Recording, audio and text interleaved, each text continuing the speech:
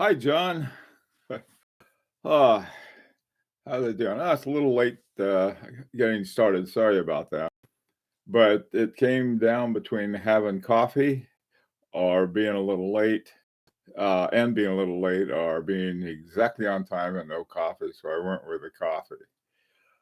So I don't know if you guys saw this from yesterday. We'll wait a while for people get here. What's new, John? Hey, Clyde, how you doing? You weren't Archie late. Yeah, no, I wasn't Archie late. I'm not Archie anything. I have. Hey, Carlos. um, hey, Stefan. Um, like I said, I was getting my morning plasma. So,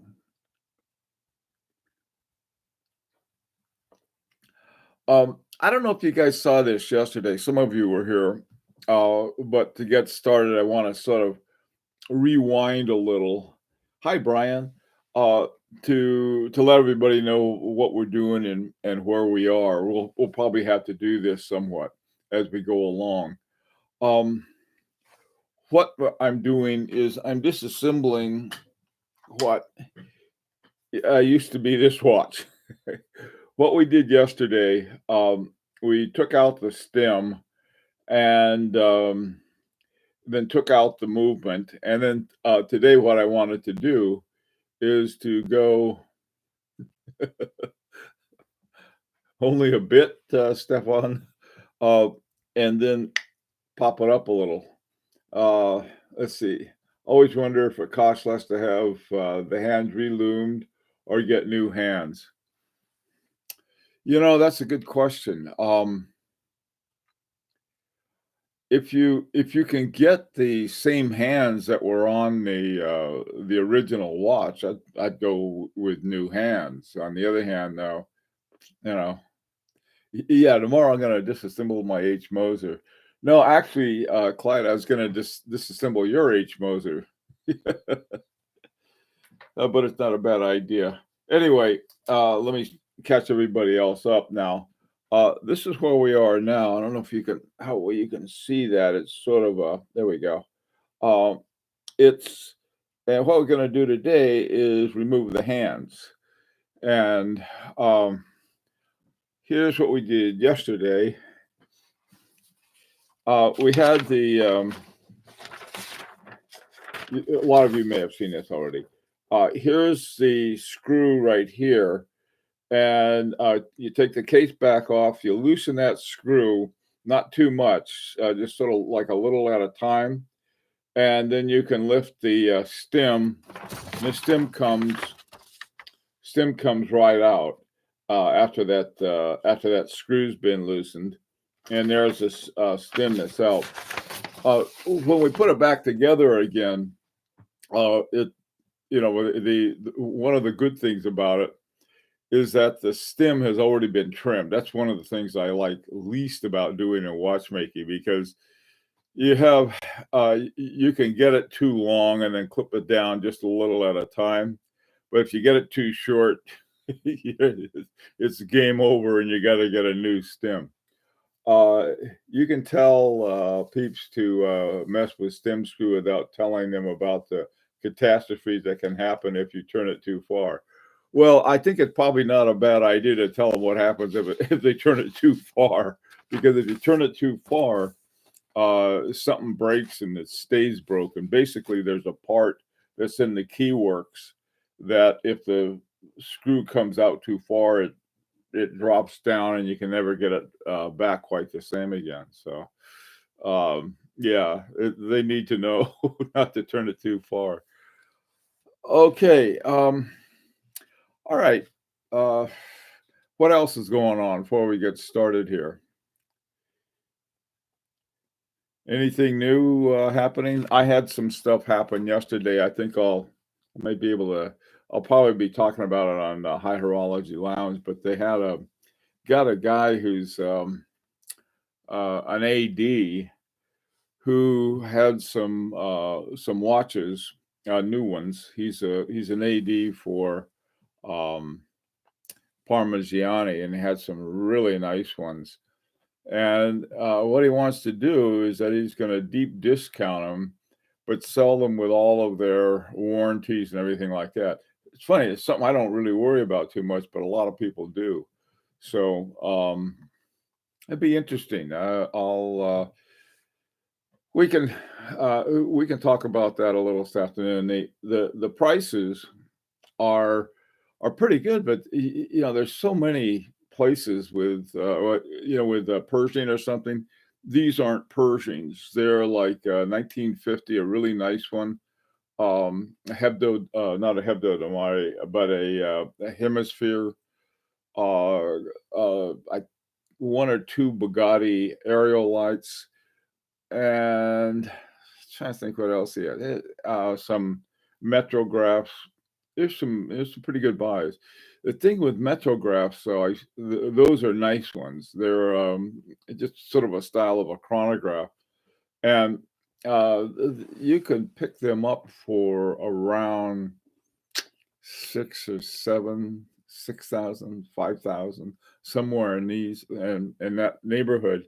And the ones that this AD has, I think maybe a little more, but not much more, but they're a lot less than the MSRP. And they come with all other guarantees and everything. And like I said, that's important to a lot of people. For some reason, I haven't paid that much attention to it because I just haven't. I should.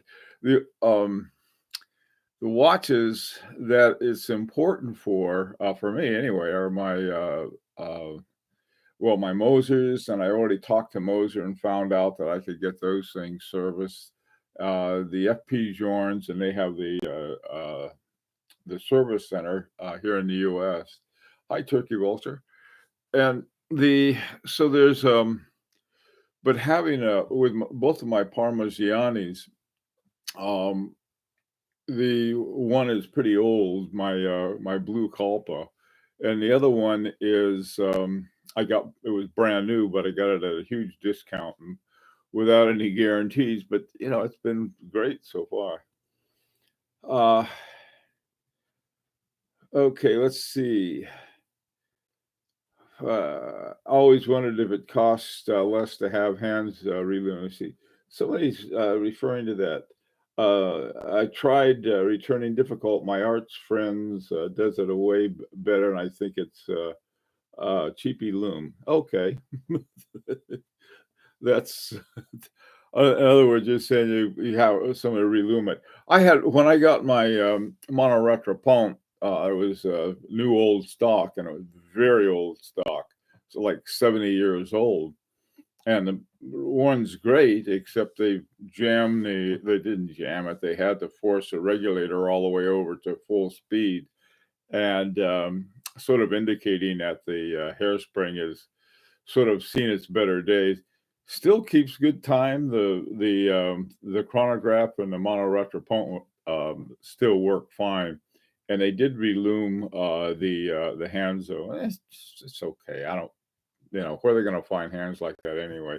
Hey Lee, how you doing, man? So I guess we can sort of start on this project. Let me show you what's involved, and I might even try this. I think.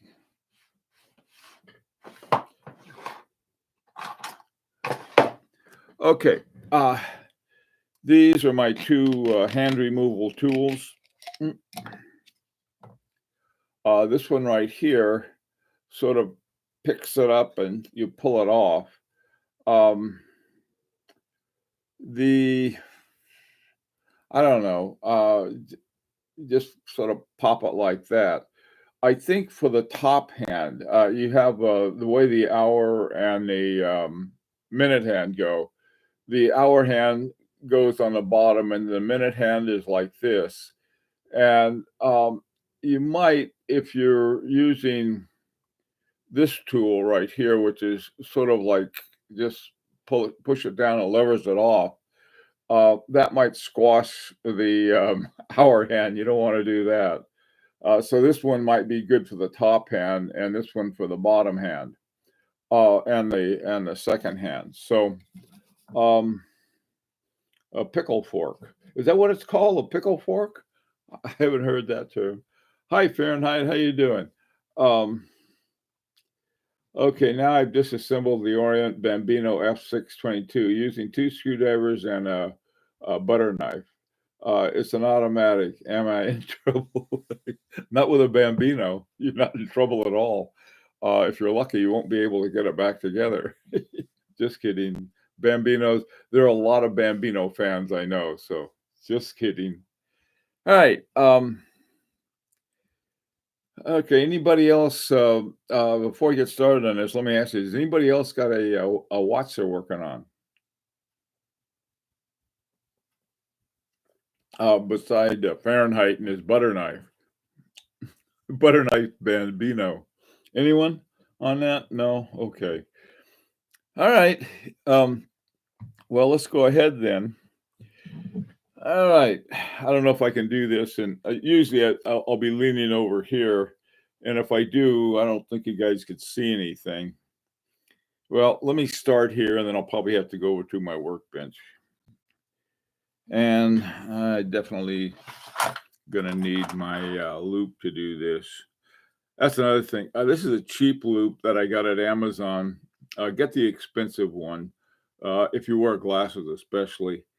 And they're about my good one is they're about $100, and I had to wait 6 months or so because I wanted a left-handed one, and they only had right-handed ones. It took me a while. Okay, Clyde. Yes, Clyde is trying to up the game with using a steak knife instead of a butter knife.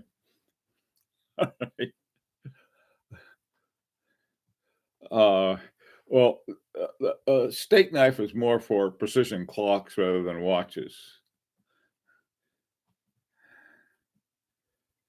Okay.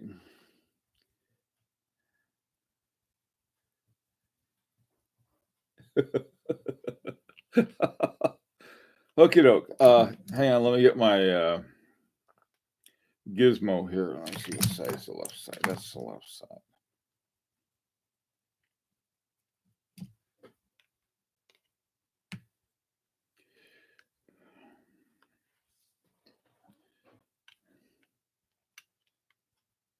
Wait a minute.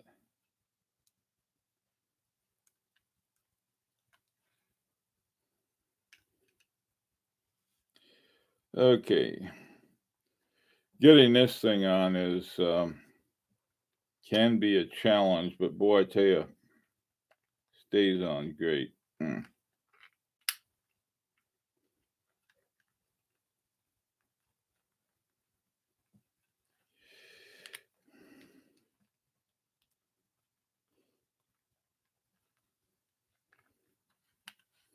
Trouble is, I have to put it on my glasses without any glasses on, and it gets a little tricky. Let me get my. This is something I found really helpful. If if you wear glasses and you need glasses, one of these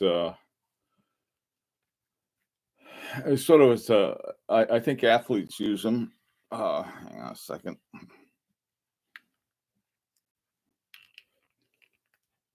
Get him in on.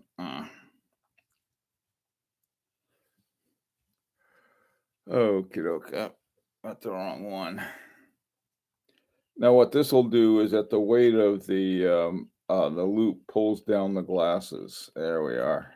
Okay, now I'm all set, and um, so that the light from above won't be blocked by my beret, I will take off my beret and put on my watchmaker's beanie. Okay, I'm all set now. All right, down scope. Put this over here. And what I'm going to do, first of all, there's the the watch I'm going to mangle. Um, and where did I put the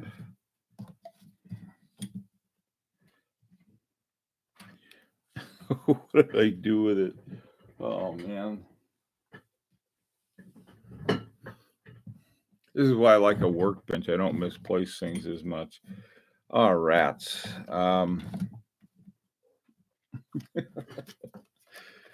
of my live demonstrations, this happens. I don't know why. Did I put it in?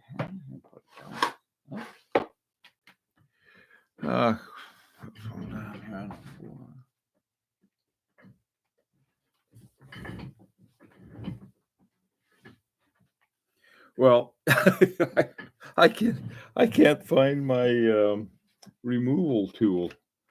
What I'll do is that I'll rewind the video later on and see where I misplaced it and retrieve it.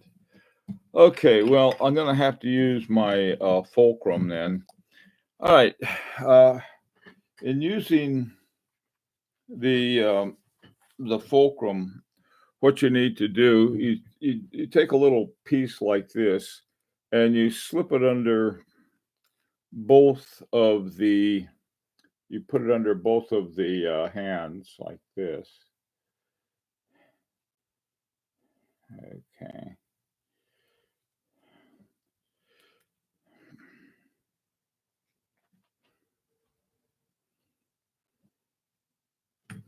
And then you take this guy. Okay, so you have that piece of plastic there, which you can't see probably. And you want to lift off just the minute hand. You take this guy, see down periscope.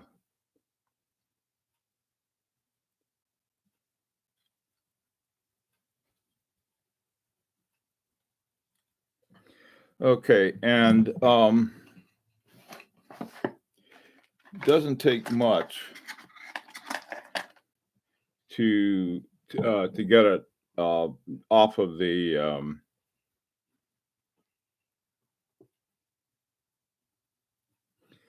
okay, it's just a little thing to get the hand off. I'm gonna use, like I said, I never normally do this because these things are extremely easy to lose. All right, so I got the hour hand, I mean the minute hand off. Now to take the hour hand off, you do the same thing. Let me see if I can do it up here.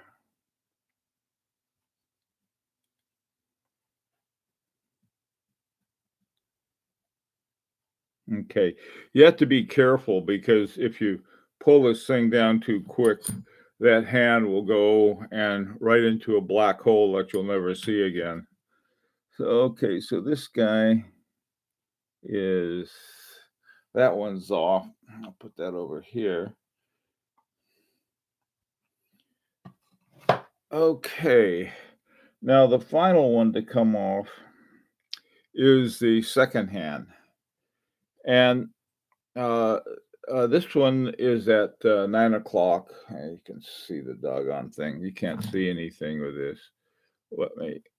Oh, this is the thing I was looking for. I was in my hand the whole time. Jesus. Okay. All right.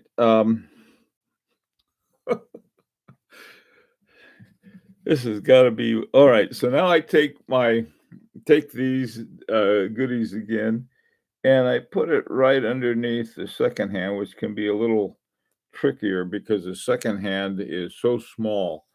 Um,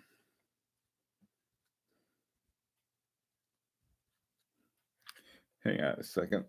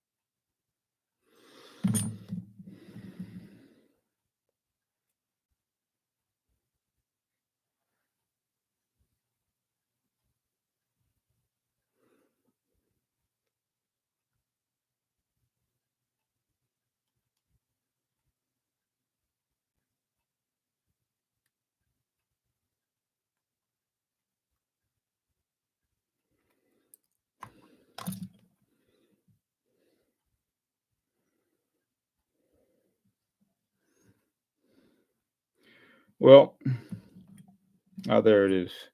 The second hand fell down to my keyboard. So, like I said, this is something you don't want to do.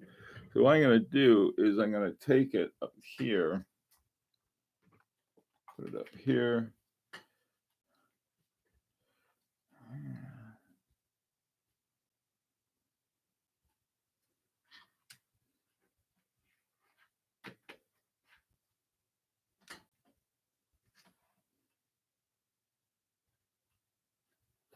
Okay. Well, you just saw, I think, one of the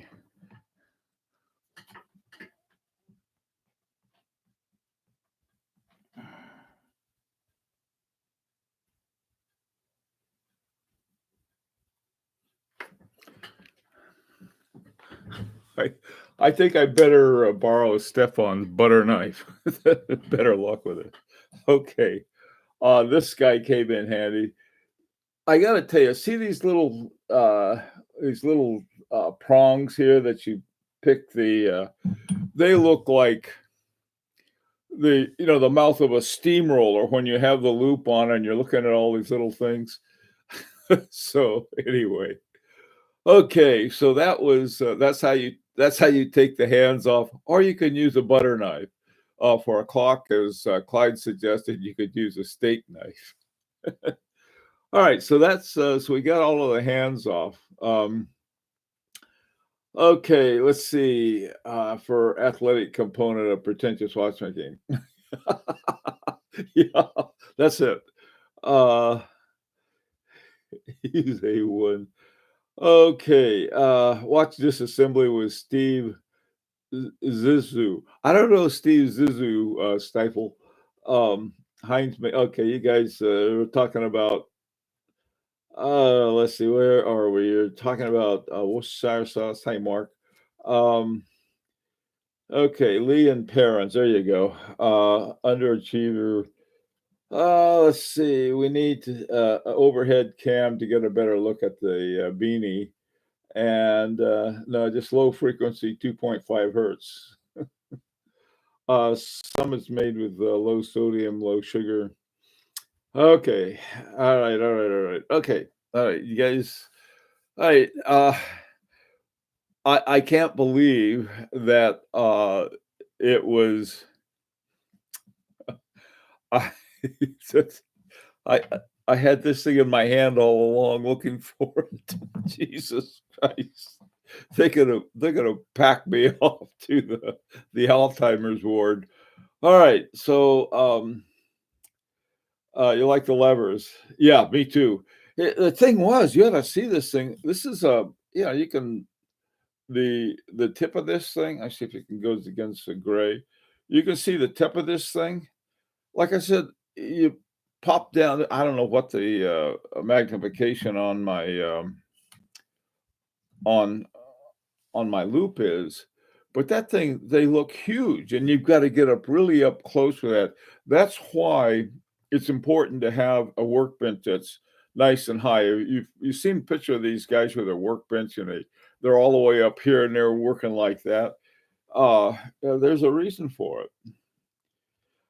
And then having a workplace where as soon as you take a piece off, you put it right into a dish or into a bowl or something, because man, these things are easy to lose. I lucked out. The second hand fell into my keyboard, and had it not, I can't find a pencil on top of my desk, let alone a second hand. So, hey, Johnny. Um, yeah, that's live. That's live YouTube. This is why what I'll do for this afternoon, I'll take pictures of it. Um, I'll just sort of lay them on there and make it look like I took them off, and then take pictures to show how it's done, and not losing this thing in the meantime. Okay, so leaving the world of watchmaking and watch breaking behind us, what's new with everybody? Anything new watch wise? Any good deals you've run across? Um, Any news of any sort that you've got that might be interesting? No, nothing. All right. Okay, doke. Well, listen, we're out of time, and so this afternoon I'll try to make it a little for those of you who are up longer. I hope everyone's staying safe. And until later, this is Bill Standard for Watch Outside. Oh, wait a minute. Oop, oop, oop, oop. Ooh, yeah, those are nice. Uh, 1 second before I leave, Clyde found something very good. Found a Moser Small Seconds. I guess that's in, is that in rose gold, Clyde? Is that right? To pick up an old Tissot. Yeah. Yeah. I tell you, I think the pandemic's already here. One thing, um, one thing I heard, at least in Connecticut, and it varies, we're not gonna hit the peak until the middle of, April, and I hope it's a low peak. There were some idiots in, Fairfield County, who had this big party not too long ago, and it was just crazy, so they may get it at least for that part of the state down by, um yeah, like down at Fairfield County, which is our panhandle. Prices are still high. Yeah. Well, uh, not to be too rapacious, I'll put it that way. If I see something really good, I'm going to see about it. Also, too, when you turkey vulture, when you see a price, it's an offer, okay, and you can use a counter offer. And you know, the on the last one I did, I saved over. It was hugely discounted, and I offered them $750 less than they were asking, and still got it. Now this is after something had been discounted, I think, below 50% or right at 50%. So I mean, it's something if you find a watch that doesn't fit into the popular, I mean, the ones that people are paying premiums, extortion for, you can, they're not going to sell very quickly. And the choice that you have is you either got a really expensive doorstop, or you can take a decent an offer that gets you through the day at least. I don't expect people to take huge losses selling us to, like I said, rapacious watch collectors, but they don't mind charging us a premium. So what goes around and so forth. Okay, Wuhan is under lockdown again. Yeah, something happened too, Fahrenheit.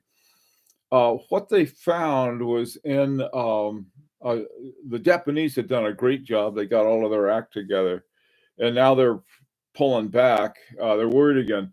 The problem is that some countries, and who can blame them except medical reality or science, is that they're trying to get things to go again when you shouldn't. I mean, it's sort of you half solve the problem, but the problem is still there because you still have all of these people with virus, and the virus spreads in a geometrical form. I mean, really fast. And what they're trying to do is they're just trying to lower the thing. And I don't know. Yeah, a lot of countries who thought that they were clear weren't. Because like I said. So anyway, so all of us, we're smarter than the average bear. Let's hope, and we'll all stay safe. Okay, presently cheap. Yeah, AliExpress. Yeah, AliExpress has all kinds of stuff. Um, I'm waiting for a couple from that so I can make my resonance gizmo. Apparently, they went out of the woods anyway. Uh, they weren't out of the woods anyway. Keep the social distance for now. Exactly right. Hi, Mark. It is still partying in my building. Oh, Mark. Um, why would they be doing that, man? I tell you. Well, they'll be. partying, and the thing that scares me isn't getting sick. I don't mind I don't like it, but I don't mind getting sick. But man, with the situation in the hospitals now, I mean, if you're in a car accident or something, or some other, sort of Rudy Poo kind of things that they send you to the hospital for, there's no room. They got they, uh, they had in New York, they had this refrigerator truck outside of the hospital ward, and they were using it as a temporary morgue. I mean, that's a lot of that's I don't want to end up in a refrigerator truck. All right. Uh, yeah. Well, Clyde, you're right. What's scarier than COVID-19? Clowns with COVID-19. They had a thing. They finally got that bill passed yesterday. The thing I want to say about this is that this guy from Kentucky, some Republican from Kentucky, demanded on having a roll call vote, and every or a quorum had to be there. And oh man, everybody was mad at him. The Republicans, the Democrats, everyone, because they had to all come back to Washington D.C. And here they were trying to keep some social distance in this knothead. It's unbelievable that he did that. And so I don't know. We got I hope I I hope he gets the heebie-jeebies and rock and roll fever. Okay, yeah, yeah, okey doke. Well, let's hope 5 years from now we can all, reminisce and act like, like, "Oh, remember the spring of 2020." Take care, you guys. I'll be back this afternoon if you can handle any more. Until then, Bill Sanders. Okay.